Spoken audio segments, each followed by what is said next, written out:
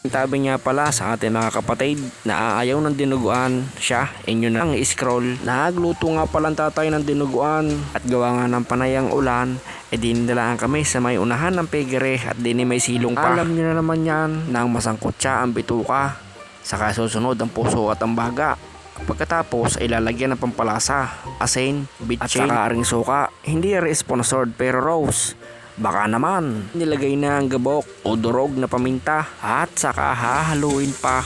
Medyo luto na at mapula-pula na ay saka lalagyan ng pampakulay. Lalagyan ng toyo para hindi maputla at magkaroon ng kaunting buhay. At saka rin lalagyan aring suka. Oops, Rose, baka naman. Ang sukang are sa Batangas ay wala akong mapagkitaan. Nagtingin na ako sa ibang grocery ay talagang wala. Ari yata ay mabibili ay din nila ang sa Quezon yata. At nang maayos ang timpla at okay na ang lasa ay kumuha na ng lalagyan at nagbubukod na rin kaunti. Ring pwedeng papakain kaunting bupis, mamaya ay sasabawan na. At nang mailagay ang dugo ay huwag titigilan ng kahahalo at para nga naman hindi magbuo-buo. Titikman na lang are kung okay na ang lasa at maya maya ay hahanguin na.